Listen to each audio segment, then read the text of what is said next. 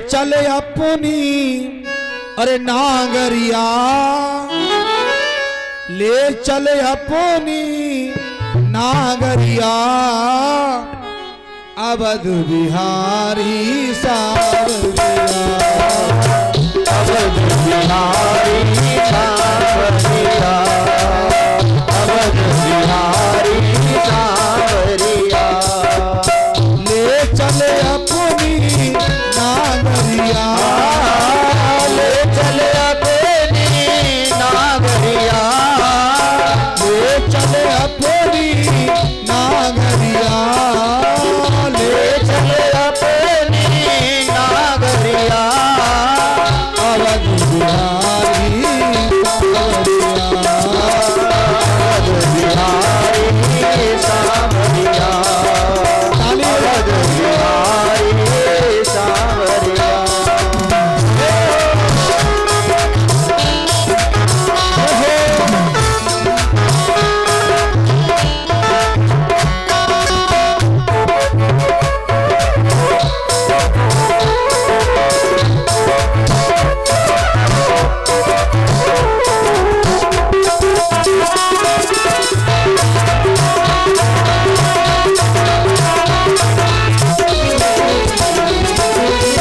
सरयू के तीर अयोध्या नगरी, सरयू के तीर अयोध्या नगरी, सरयू के तीर अयोध्या नगरी, सरयू के तीर अयोध्या नगरी, संत भरे जा गागरिया, संत भरे जा गागरिया, अवध बिहारी सावरिया, अवध बिहारी सावरिया, अवध बिहारी सावरिया, अवध बिहारी सावरिया, अवध बिहारी सावरिया, अवध बिहारी सावरिया। प्रेम से बोलिए गोविंद भगवान की जय हो। सुखदेव भगवान अष्टम स्कंध को विश्राम देते हैं और नवम स्कंध में प्रवेश करते हैं। अभी अष्टम स्कंध तक भगवान सुखदेव ने राजर्षि परीक्षित को सिर्फ कथा राजाओं की सुनाई है, राजाओं की, भगवान की एक भी कथा नहीं सुनाई, क्योंकि परिचित राजा है। सुखदेव भगवान कहते हैं राजा को राजा की कथा सुनाओ ताकि उसका अभिमान मर जाए। अब यदि अभिमान नहीं मरा, राजा जैसा ही अभिमान रहा तो फिर बात नहीं बनेगी। एक बार एक संत के पास में दो शिष्य आए। एक ने कहा गुरुदेव इसको दीक्षा दे दो। दीक्षा देने के लिए कहा तो संत ने कहा अभी नहीं, परिपक्व पहले हो जाए तब दीक्षा दूंगा। एक महीना हो गया सेवा करते करते, दूसरा महीना हो गया सेवा करते करते, 3-4 महीना सेवा करते करते हो गया। एक दिन दूसरे चेला ने कहा गुरुदेव अब तो परिपक्व हो गया होगा, अब तो इसको दीक्षा दे दो। बोले अभी नहीं हुआ है। फिर कैसे? बोले जाओ आज तुम परीक्षा लेना। कैसे लो? बोले जिस समय ये पूजा कर रहा हो उसी समय इसके थोड़ा धक्का दे देना। जब ही महाराज वो पूजन करने लगा भगवान का और त्यों ही दूसरे चेला ने उसको धक्का दे दिया। और धक्का लगते ही उसने कहा सुनते हो, ये मानो गुरुजी के पास तुम न हो और हम भी गुरुजी से दीक्षा लेने आए हो तो अब इतनी देर में तुम्हारा सर मैंने काट दिया होता। गुरुदेव आ गए, बोले मैंने कहा था अभी परिपक्व नहीं हुआ, इसका ईमान नहीं मरा है और ईमान जब मरेगा तभी इसका कल्याण होगा। इसलिए परीक्षित राजा है, राजाओं की कथा को सुखदेव भगवान ने स्मरण कराया कि राजन देख लो किस राजा का कैसे कल्याण हुआ है। अब सुखदेव भगवान कहते हैं राजन अब नवम स्कंद में भगवान मर्यादा पुरुषोत्तम रामचंद्र भगवान की कथा को दर्शाया। सुखदेव जी कहते हैं राजन, सूर्य वंश का वर्णन यदि 100 वर्षों में भी किया जाए तो हो नहीं सकता। आओ हम तुम्हें सूक्ष्म रूप से सूर्य वंश का वर्णन श्रवण कराए। सुखदेव भगवान कहते हैं राजन, सबसे पहले सूर्य वंश का वर्णन करते हुए कहते हैं राजन, सूर्य वंश बहुत ही बड़ा है, थोड़ा बड़ा नहीं है, और उसका वर्णन करना सहज नहीं है, तो हम तुमको सूक्ष्म में श्रवण कराते हैं। सुखदेव भगवान कहते हैं राजन, राम कृष्ण दो एक हैं और अंतर नहीं निमेष, इनके नयन गंभीर हैं उनके चपल विशेष। इनके नयन जो हैं वो गंभीर हैं, और चपल किसके हैं? बोले चपल हैं कृष्ण चंद्र लाल के, वो चंचल हैं, ये मर्यादा में है। देखो मर्यादा में चलने में कठिनाई होती है, और स्वतः की, मैंने बताया था ना कि स्वतः की रुचि में चलने में कोई कठिनाई नहीं होती। राम जी ने जो किया है वो हम कर सकते हैं, और कृष्ण ने जो किया है वो करने योग्य नहीं है, वो सिर्फ श्रवण करने योग्य है। अच्छा बताओ, राम जी ने एक पत्नी व्रत रखा, हम भी रख सकते हैं, और कृष्ण ने 16,100।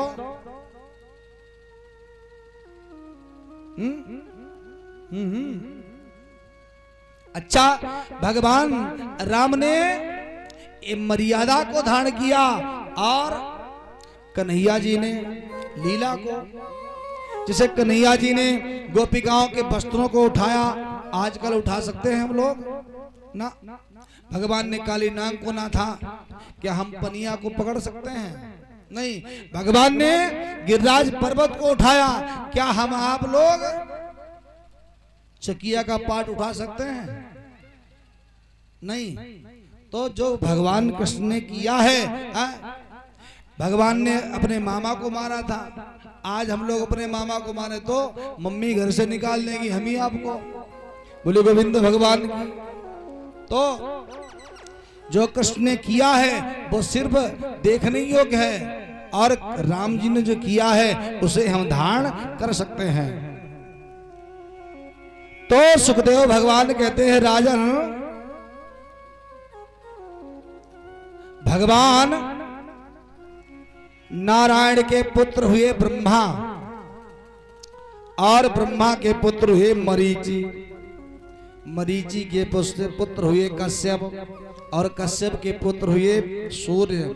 यहीं से चला सूर्य वंश। सुखदेव भगवान कहते हैं सूर्य वंश में अनेक प्रतापी राजा हुए। इसी वंश में महाराज सुदुम्न जी का प्रादुर्भाव हुआ। सुखदेव भगवान कहते हैं इन्हीं के और आगे चल करके महाराज 10 पुत्र थे, जिसमें सबसे छोटे पुत्र का नाम था सर्यात। सर्यात महाराज की एक कन्या थी, इसका नाम था सुकन्या। सुकन्या एक दिन महाराज कौतूहल बस करते हुए चमन मुनि महाराज के यहां पहुंच गई, और चमन मुनि महाराज को तपस्या करते हुए देखा। कुशा को लिया और आंखों के जहां पर छिद्र थे तो दिख रहा था कि ये आंखों के छिद्र हैं, वहां पर कुशा को डाला, और जब ही महाराज कुशा को डाला नेत्र जो थे ना उनके फूट गए। नेत्र जब उनके फूट गए, महाराज सर्यात ने सुकन्या को वहीं पर छोड़ दिया और कहा इनकी सेवा करो। सुकन्या महाराज सेवा करती रही। कुछ समय के बाद महाराज हुआ क्या, इन्हीं के वंश में परम प्रतापी राजा और भी हुए। लेकिन जब सुकन्या नेत्रों को चमनी मुनि महाराज के फूट गए। सुकन्या वहां रहती है, लेकिन एक दिन की घटना क्या हुई, वहीं पर डॉक्टर साहब आए। डॉक्टर साहब जानते कौन है? अश्विनी कुमार। अश्विनी कुमार आए। अश्विनी कुमारों ने जैसे ही चमन मुनि महाराज को देखा, पूछ दिया, ये नेत्र कैसे तुम्हारे?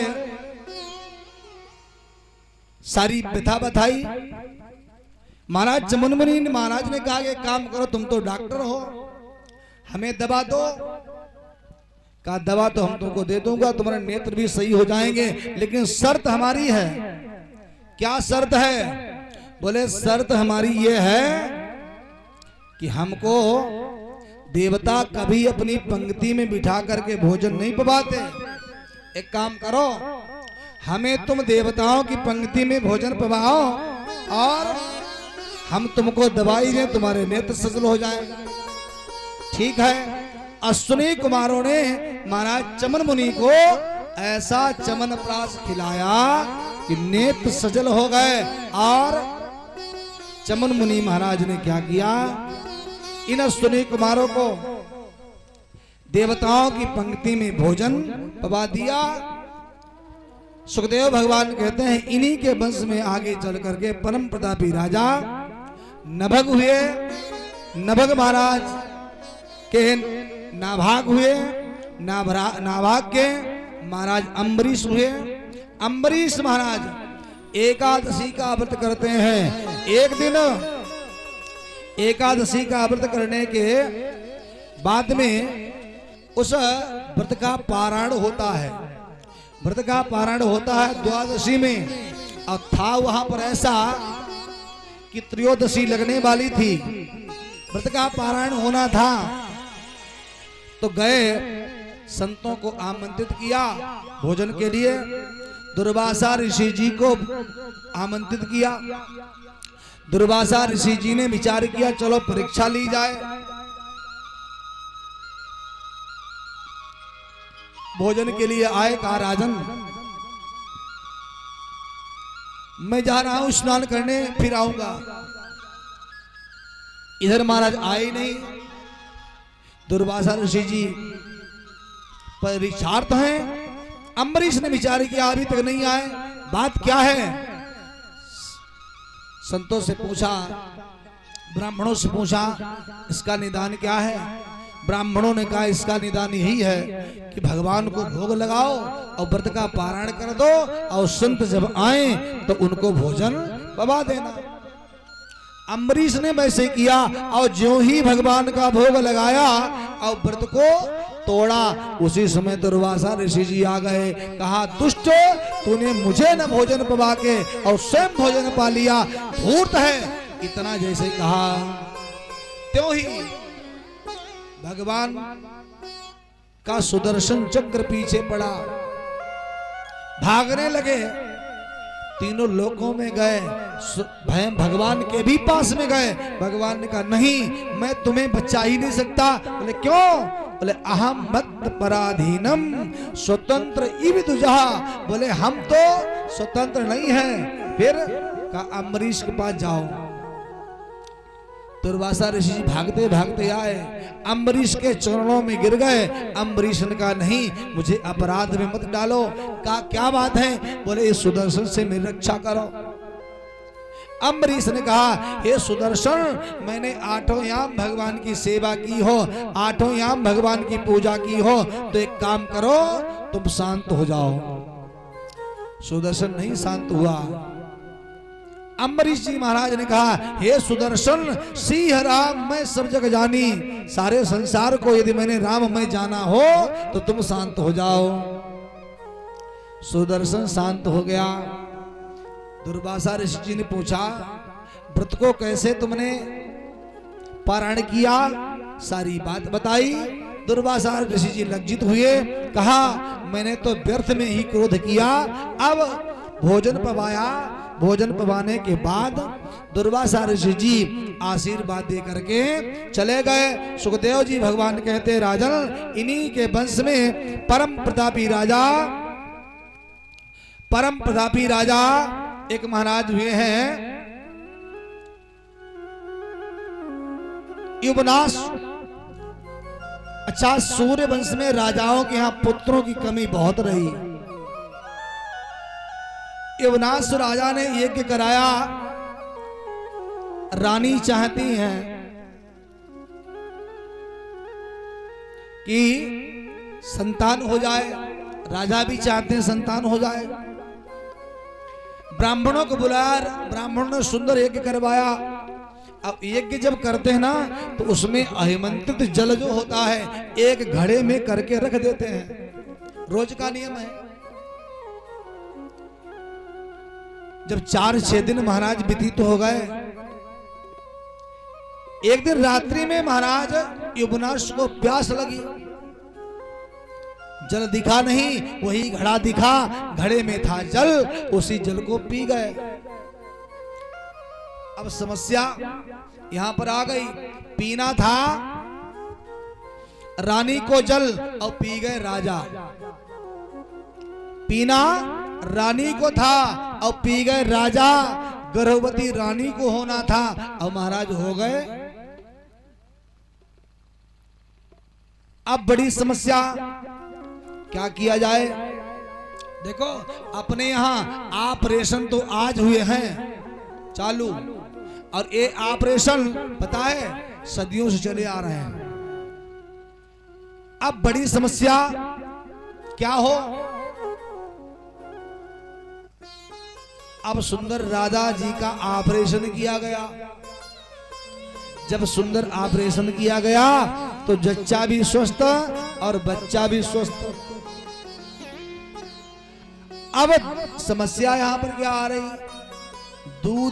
दुग्ध पान कैसे हो? अब विचार करें। अब यहां पर महाराज इंद्र का आगमन हुआ। इंद्र ने अपनी तर्जनी उंगली को उस बच्चे के मुख में डाला, उसे दुग्ध पीने जैसा आभास हुआ। नाम रखा गया मानधाता। इन्हीं मानधाता के महाराज आगे चलकर के मुचकुंद जी हुए। मुचकुंद के महाराज त्रिभुवनंदन हुए और त्रिभुवनंदन के महाराज त्रिशंकु हुए और त्रिशंकु के महाराज हरिश्चंद्र हुए और हरिश्चंद्र के बाहुक हुए और इन्हीं बाहु के महाराज आगे चल करके सगर महाराज हुए। सगर की 2 पत्नी है, सुमति और केसनी। केसनी के द्वारा असमंजस और सुमति के द्वारा एक मांस का लोथड़ा जो था उसने जन्म लिया। क्रोध में आकर के उसके 60,000 टुकड़े कर दिए। जब 60,000 टुकड़े कर दिए और अहिमंत्रित होने के कारण वह मांस के लोथड़े से जो 60,000 टुकड़े हुए वो 60,000 पुत्र बनकर के तैयार हो गए। जब 60,000 पुत्र बनकर के तैयार हो गए, महाराज इन्हीं सगर राजा ने अश्वमेघ यज्ञ किया और उस अश्वमेघ यज्ञ का एक घोड़ा छोड़ा। इंद्र ने उस घोड़े को पकड़ा, कपिल मुनि महाराज के आश्रम पर जाकर के उस घोड़े को बांध दिया।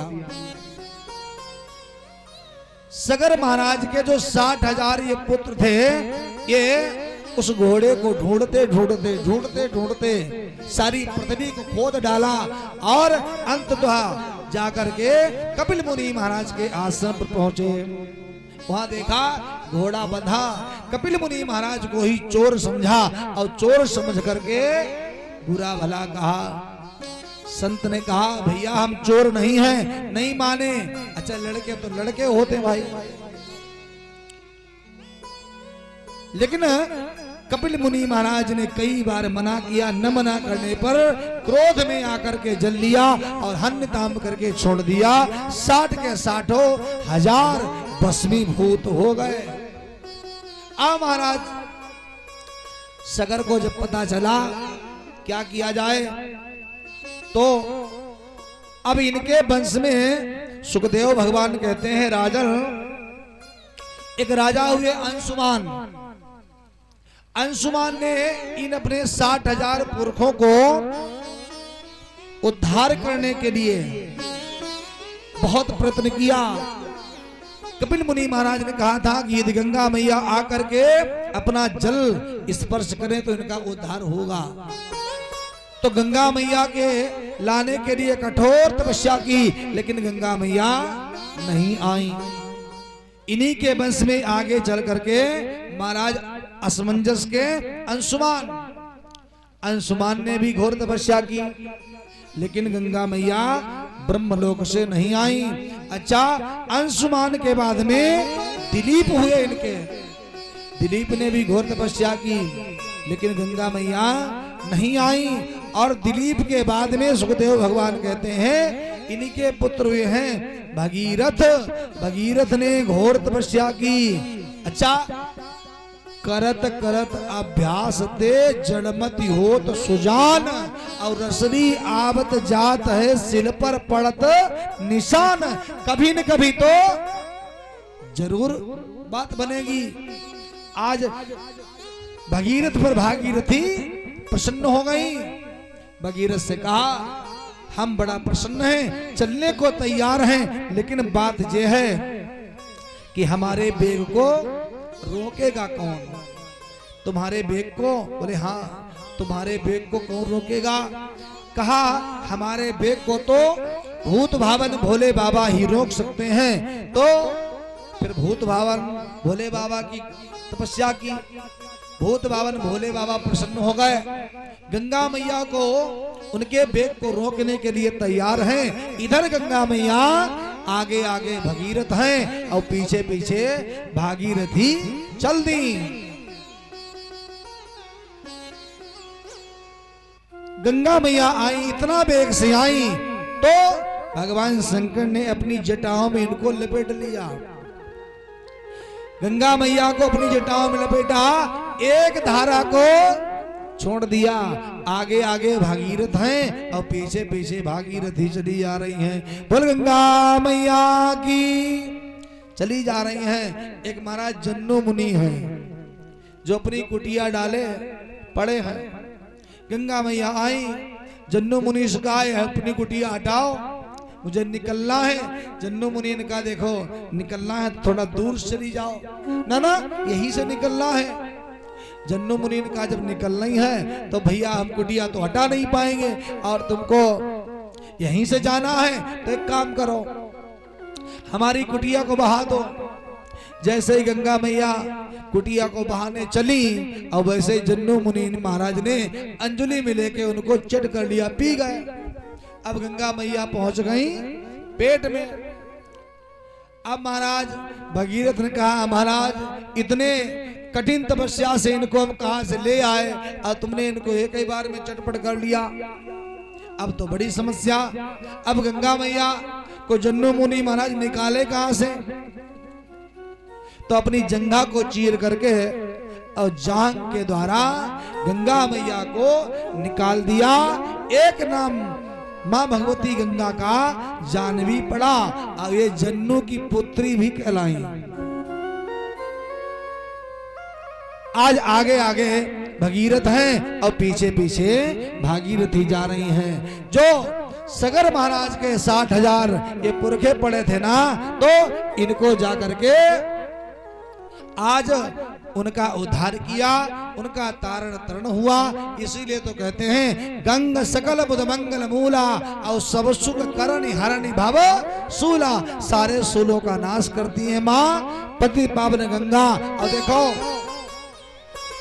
हमें गंगा को स्वच्छ रखना है। कुछ लोगों को तो हमने देखा है, कुछ लोगों को हमने देखा है बात तो करेंगे ना, काहे कि मैं बहुत गौ सेवा करने वाला हूँ, मैं बहुत गैया सेवा करने वाला हूँ, मैं बहुत गंगा सेवा करने वाला हूँ, मैं बहुत वृद्धा सेवा करने वाला हूँ, मैं बहुत बुजुर्ग सेवा करने वाला हूँ। लेकिन जब गंगा जी में जाते हैं ना तो पीछे वाली पैंट की जेब में शैम्पू रखते हैं डबका और धीरे से लगा लिया और गंगा जी में गए डुबकी मारी, बस हम खत्म।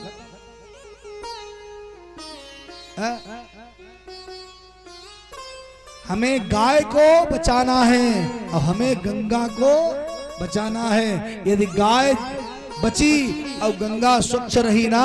देखो हमें आपको अपने संस्कार नहीं भूलने हैं, ना अपने संस्कार को मारना है, अपने बच्चों को बताना है। और देखो अभी भी समय है, कुछ नहीं बिगड़ा, अभी भी समय है, कुछ नहीं बिगड़ा। अब आगे 10 साल में बहुत बिगड़ने वाला है, ये समझो कैसे बिगड़ने वाला है। अभी हम चोटी रखाते नहीं हैं, अब कल को रखाने नहीं दी जाएगी, ये याद रखना।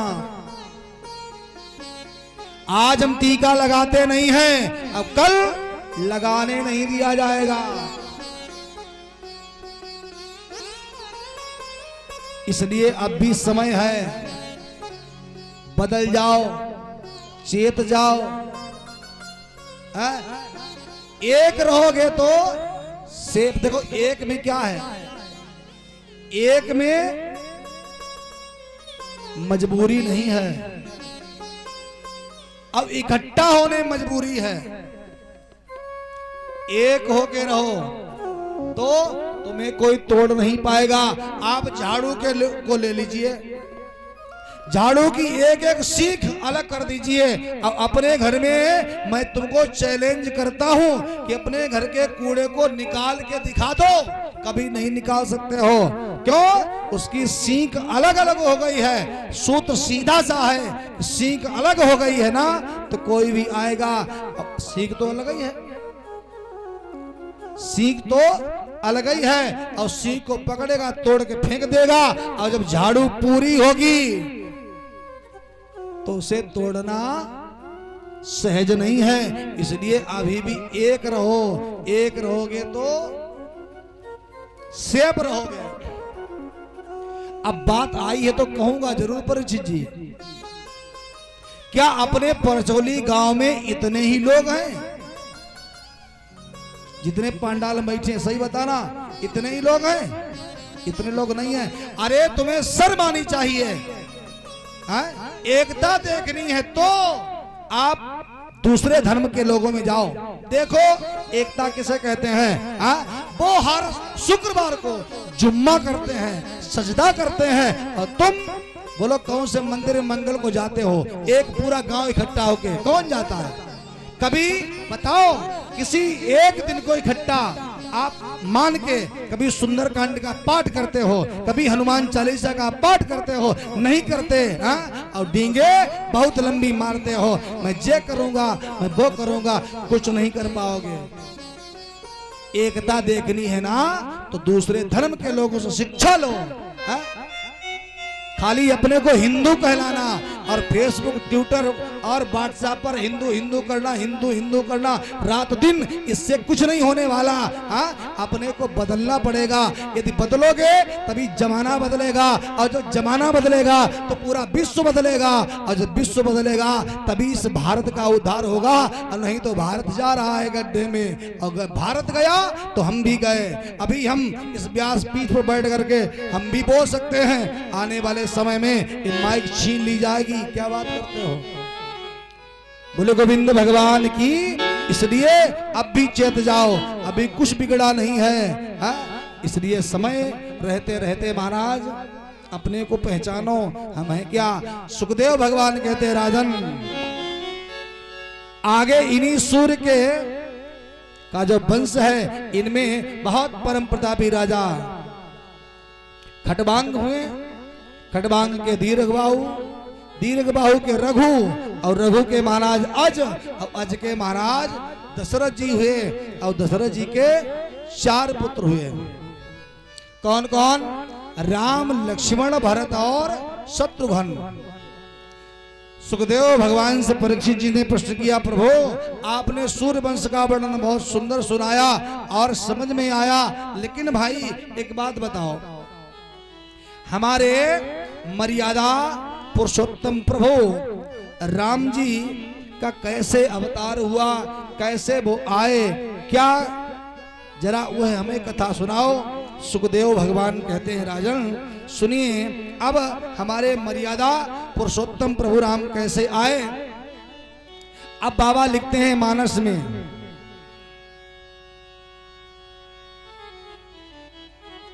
अब हमारे बाबा लिखते हैं मानस में कि एक बार और भूपति मन माही भाई गलानी मोरे सुपना।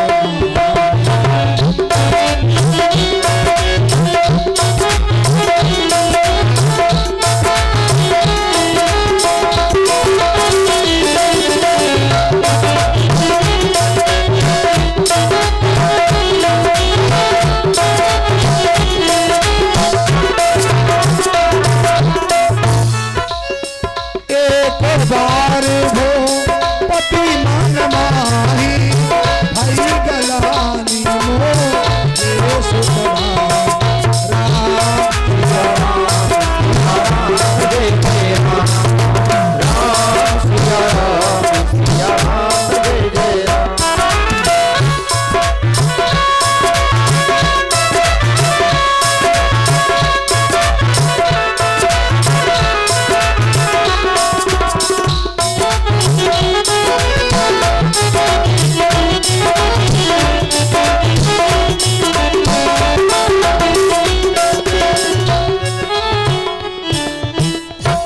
एक बार भूपति मन माही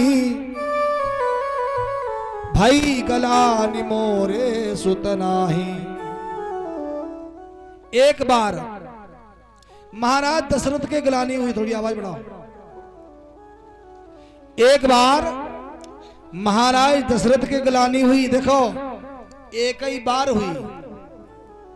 अच्छा, किसी वस्तु का हमारे आपके पास में यदि अभाव है तो उसकी याद बार बार आएगी, लेकिन ना, बाबा लिखते हैं एक बार भूपति मन माही भाई गलानी मोरे सुतनाही। एक बार गलानी हुई, क्यों? देखो परीक्षित जी, 7 बार हैं। अब बार को दिन कहते हैं।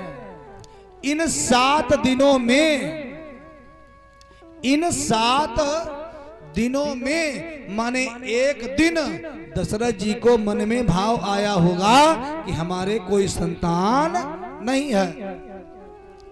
तब बाबा लिखे कि एक बार और भूपति मन माही भाई गलानी मोरे सुतनाही। एक संतर का नहीं, देखो मानस की चौपाई का एक अर्थ नहीं है, एक चौपाई का एक अर्थ नहीं है, तो एक संत का नहीं, बात दूसरी है। दूसरी बात क्या है? एक बार मैया अरुंधति जो वशिष्ठ जी की पत्नी है, उन्होंने वशिष्ठ से कहा स्वामी, महाराज दशरथ के घर में कोई संतान नहीं है और तुम्हारे जैसा गुरु हो और फिर चेला के यहां संतान न हो, ऐसा संभव? गुरुदेव ने कहा देखो हमारी बात सुनो, जब चेला खुद नहीं चाहता है कि संतान हो हमारे घर, तो मैया ने कहा एक बात बताओ, चेला यदि ये कह दे कि हमें संतान चाहिए तो दे दूंगा। एक दिन मैया अरुंधति ने क्या किया, अपने छोटे से बच्चे को लिया गोद में, अब गोद में लेकर के महाराज दशरथ के पास में गई और दशरथ को देख करके उस बालक के चुकटी ले दी। बालक ने रोना शुरू कर दिया। दशरथ जी ने पूछा, ये मैया ये बालक क्यों रोता है? बोले ये बालक इसलिए रोता है क्योंकि ये तुमको देखता है, तुम्हें देख करके रो रहा है। क्यों? क्योंकि ये बालक ये सोच रहा है कि तुम जब मर जाओगे राजा तो फिर मेरा क्या होगा। दशरथ जी ने कहा मेरे मरने से इसका क्या संबंध है? बोले तुम्हारे मरने से इसका सीधा संबंध है। क्या संबंध है? माता अरुंधति ने उत्तर दिया, राजन आपके तो कुल पुरोहित हैं वशिष्ठ जी, लेकिन ये बालक ये सोच रहा है कि मैं किसका कुल पुरोहित बनूंगा, क्योंकि तुम्हारे तो कोई संतान नहीं है। बाबा लिखते हैं कि एक बार और भूपति मन माही, भई गलानी मोरे सुत नाही, गलानी मोरे सुत नाही, गलानी मोरे सुत नाही। एक बार भूपति मन माही, भई गलानी मोरे सुत नाही।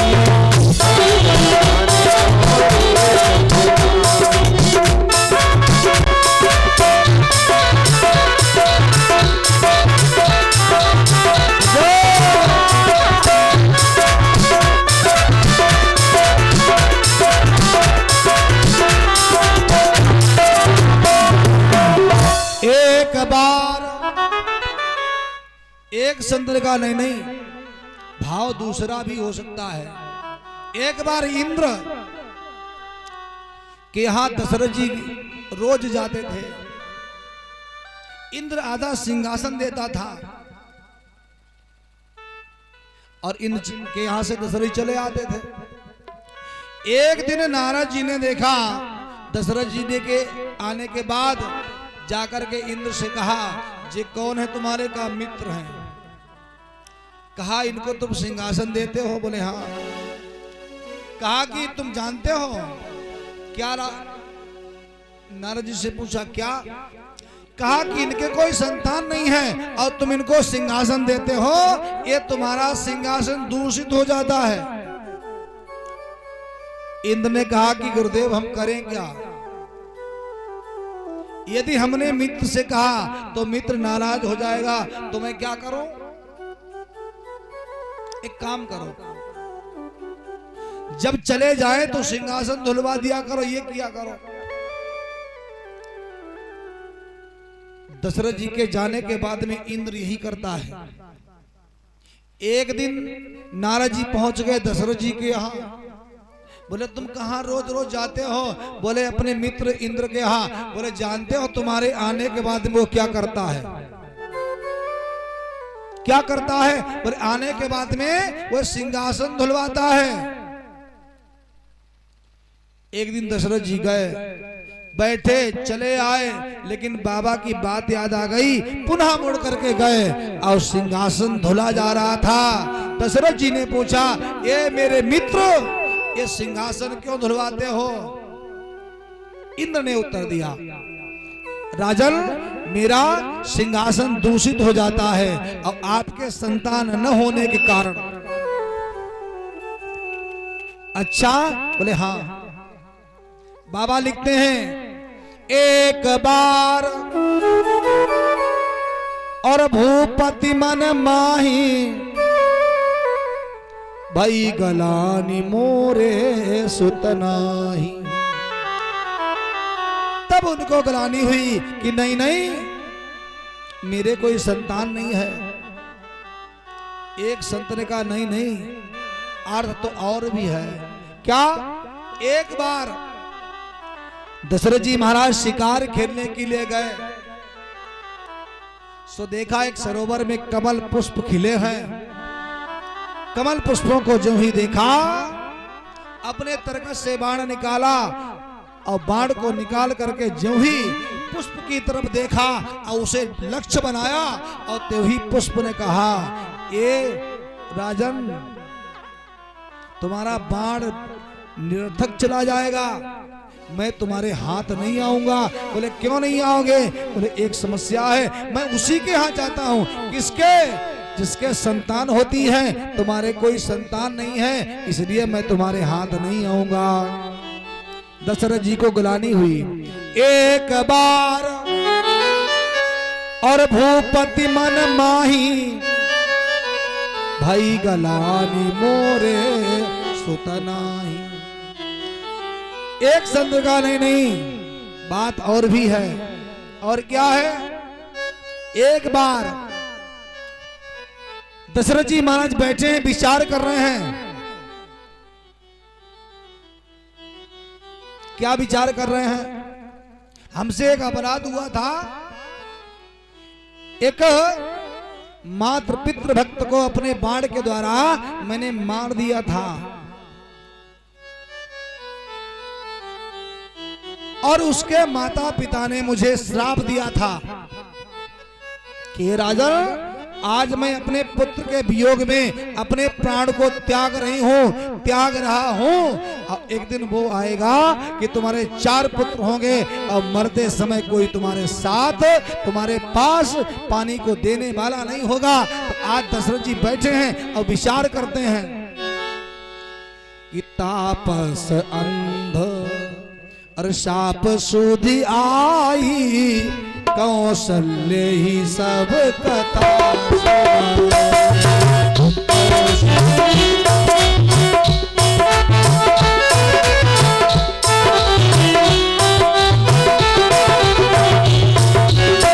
तापस अंध शाप सुधि आई, कौशल्य ही सब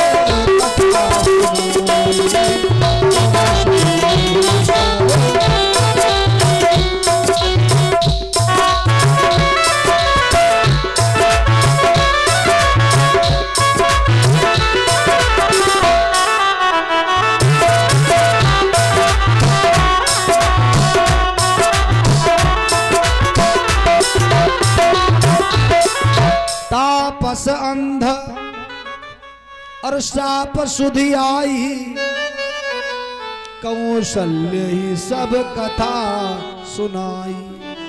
क्या उस अंधी अंधे का श्राप लगेगा नहीं? और यदि श्राप लग जाए तो हमारे पुत्र हो जाएं, और श्राप लगा नहीं है, संतान नहीं ही है, और वो श्राप नहीं है। दशरथ जी विचार करते हैं, वो श्राप नहीं है, वो आशीर्वाद है। वो श्राप लग जाए और हमारे संतान हो जाए। बाबा लिखते हैं, एक बार और भूपति मन माही, भई गलानि मोरे सुत नाही। तब बैठे बैठे विचार कर रहे हैं कि उस अंधी अंधे का सांप लग जाता और मेरे संतान हो जाती। तो एक बार भूपति मन माही, उनको गुलानी हुई। अच्छा, जब हमको आपको गुलानी हो तो हम लोग करें क्या? किसी मंदिर में जाएं, किसी पड़ोसी को सुनाएं अपना दुख, रिश्तेदार को सुनाएं, किसको सुनाएं? किसी को नहीं सुनाना है।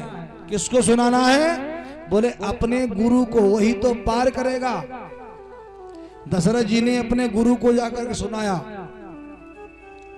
गुरु ग्रह गयो और तुरंत महिपाला, चरण लागी करी विनय विशाला। हे गुरुदेव, मैं तुम्हारे दर आया हूं। कहा तुम हमारे दर आए हो तो जाओ दशरथ, तुम मेरे दर आए हो तो भगवान तुम्हारे घर आएंगे। गुरुदेव हमको कुछ करना पड़ेगा। बोले तुम्हें कुछ नहीं करना है, जो करना है सो हमको करना है। गुरुदेव ने क्या किया? देखो, हम लोगों की सबसे बड़ी समस्या क्या होती है? हम लोग भगवान को सिर्फ अपना दुख सुनाते हैं। आज तक किसी ने अपना भगवान को सुख सुनाया हो तो बताओ? सुख नहीं सुनाया होगा। सब अपना दुखड़ा लेके जाते हैं मंदिर। हे प्रभु, हमारा जे काम बन जाए, हमारा जे हो जाए, हमारा वो हो जाए। लेकिन आज तक हमने कभी सुख नहीं सुनाया कि भगवान अब हमको कुछ मत देना, सब कुछ आपका दिया हुआ हमारे पास है। हाँ, साईं इतना दीजिए इतने कुटुंब समाए और मैं भी भूखा ना रहूं, साधुन भूखा जाए, इतना होना चाहिए। लेकिन ना, जितना आय कमाई है। आज दशरथ जी ने क्या सुनाया? निज दुख सुख सब और गुरु ही सुनायो, कहा वशिष्ठ बहुविधि समझायो। अब चिंता ना करो, क्यों कि धरहु धीर हुई है सुत चारी, त्रिभुवन विदित भगत भयहारी।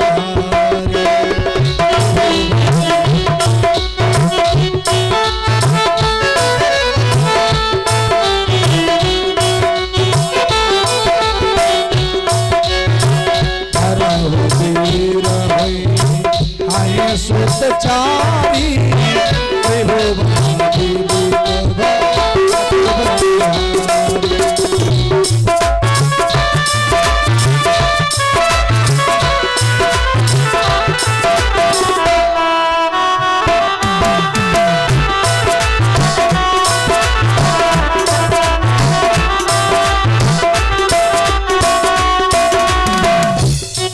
धराउधीर हुई है सुतचारी।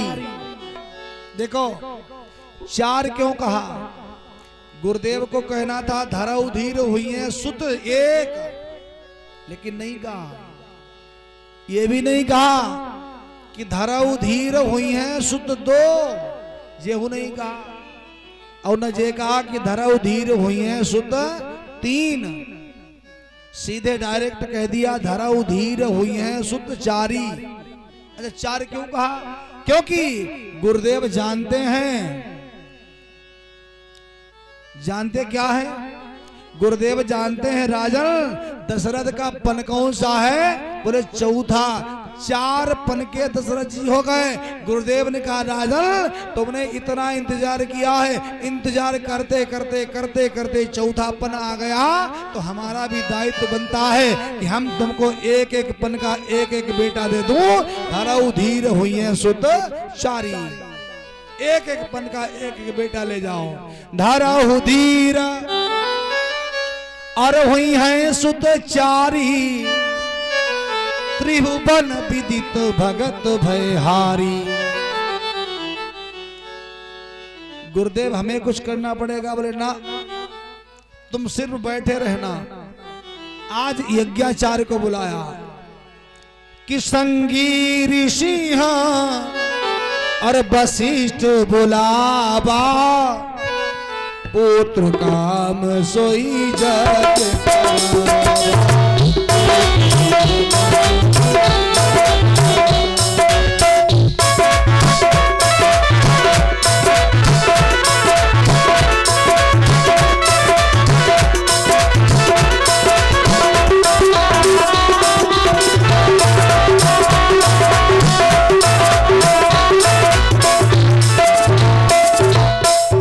श्रृंगी ऋषि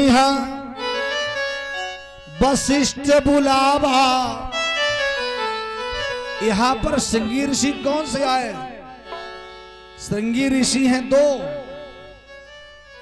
एक श्रृंगी ऋषि जी जो हैं अपने श्रृंगी रामपुर में बैठे हैं, जे हैं। अब यहां पर जे वाले श्रृंगी ऋषि जी नहीं आए, फिर कौन आया?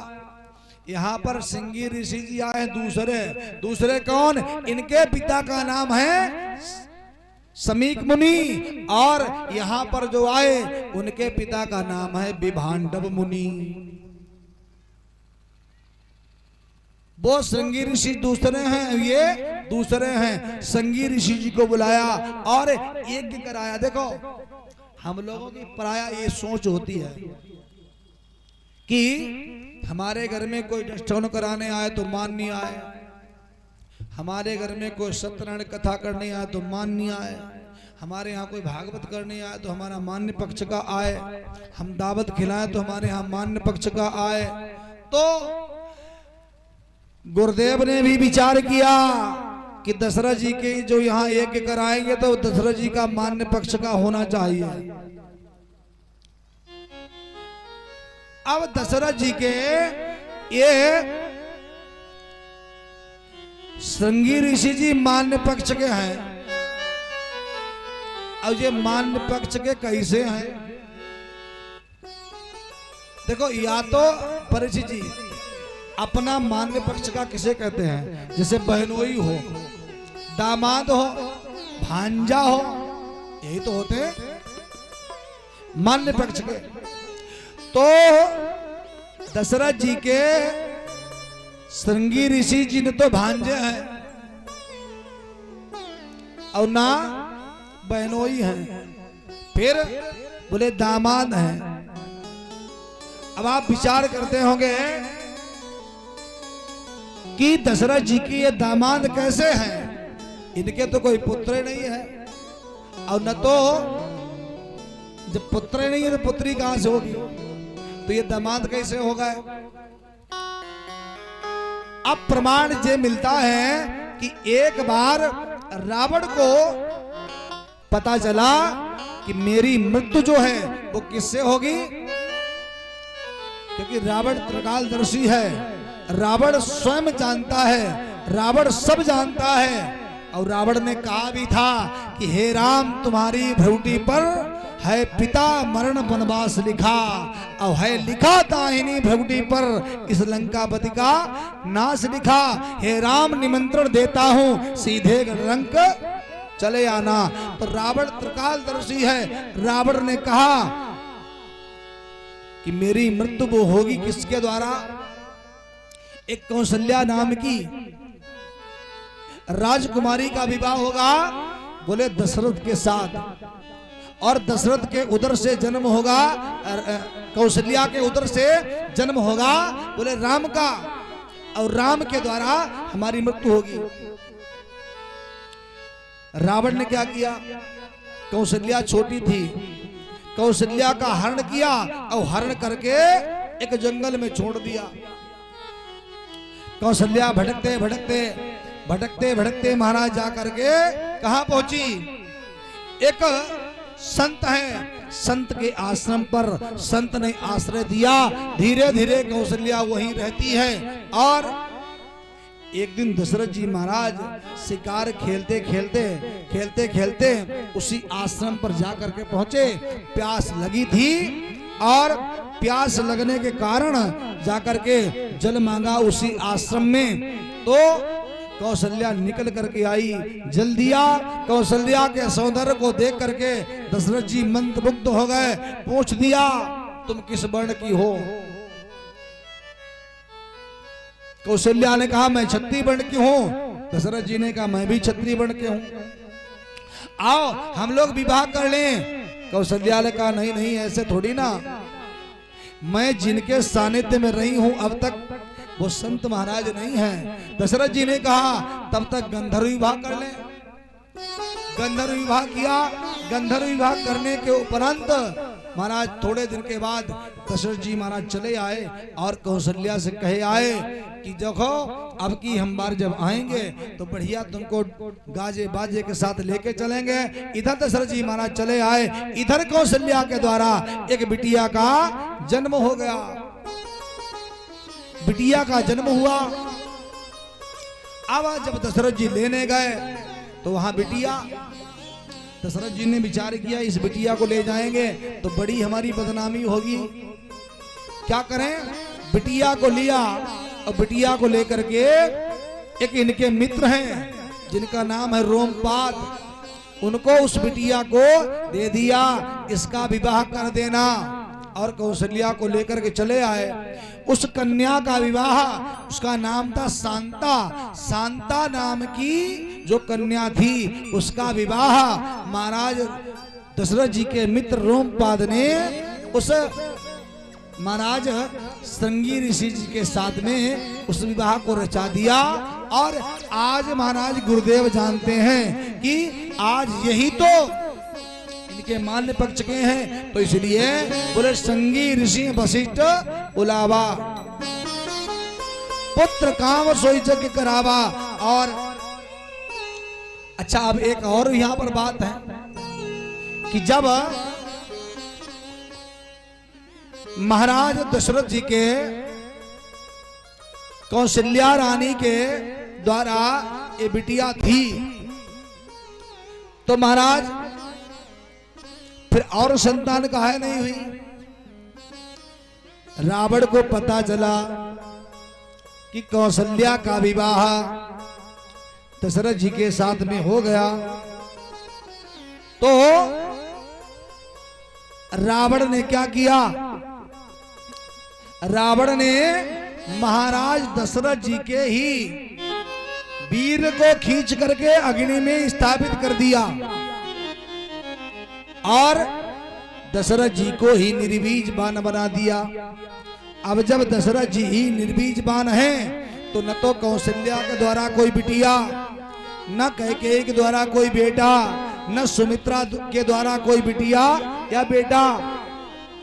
आज दशरथ जी की समस्या को गुरुदेव समझते हैं और गुरुदेव ने वही किया, यज्ञ करवाया। भगति सहित मुनि आहुति दीन है, प्रगटे अग्नि चरु कर लीन है। भगवान प्रकट हो गए और वह प्रसाद लिया और प्रसाद लेकर के गुरुदेव भगवान को दिया। गुरुदेव भगवान ने उस प्रसाद को लिया और दशरथ जी को दे दिया। यह भी बाटी, यह भी बाटी देहु न पजाई, यह भी बाटी देहु न पजाई, और जथा जोग जही भांति बनाई। दशरथ जी ने उसको लिया भाग को, और भाग को लेने के बाद में उसका बंटवारा किया। कैसे किया? कि अर्ध भाग को शल्य ही दीना, अर्ध भाग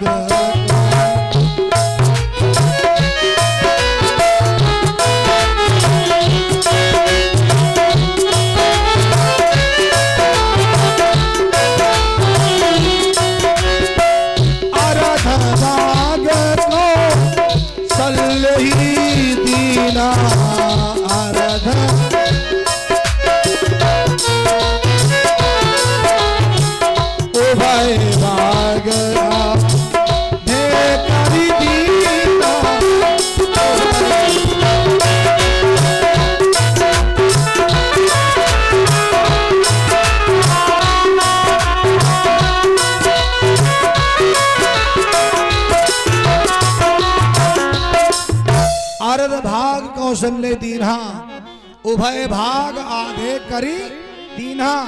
आधा भाग कौशल्या को, अब आधा जो बचा उसका आधा आधा करके आधा भाग सुमित्रा को, आधा भाग कैकेयी को दे दिया। अब कौशल्या मैया ने विचार किया कि हम सबसे बड़ी है ना, इसलिए महाराज ने हमको आधा भाग दे दिया, लेकिन हम बड़ी हुए ना, इसलिए मेरा भी एक फर्ज है, हम अपने छोटे का ये देखें कि हित किसमें है, वो नाराज न हो जाए। मैया कौशल्या ने क्या किया? अपने भाग का आधा भाग करके और कैकेयी को दे दिया। अब जब कैकेयी को दे दिया, अब कैकेयी ने विचार किया कि हमसे भी छोटी सुमित्रा है, तो फिर मेरा भी फर्ज है। तो कैकेयी मैया ने क्या किया? वह भाग लेकर के सुमित्रा को दे दिया। कौशल्या और कैकेयी हाथ धरी, फिर कैकेयी ने दीन सुमित्रई मन प्रसन्न करी। कौशल्या ने कैकेयी को दिया और कैकेयी ने सुमित्रा को दिया।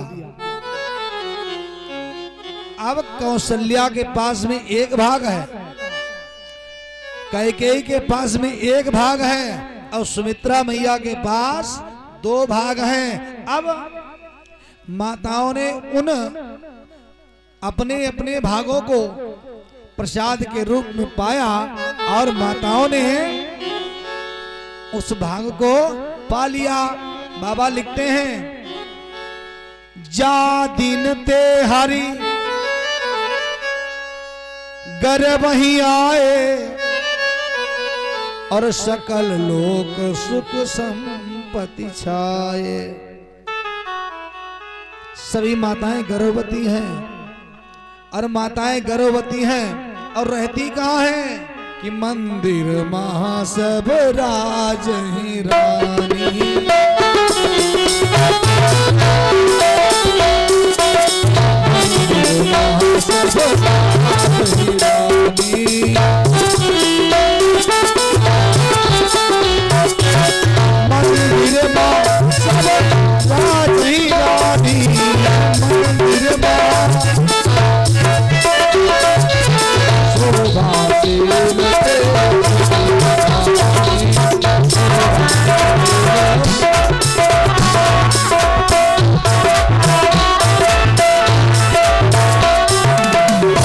मंदिर मां सब राज ही रानी, शोभाशील तेज की खानी। माता कहाँ रहती हैं? बोले मंदिर में। देखो, जे माताएं किसी मंदिर में से नहीं गई, इन्होंने खुद अपने ही मंदिर घर में बना लिया, माने घर को ही मंदिर बना लिया। और कैसे मंदिर बनता है?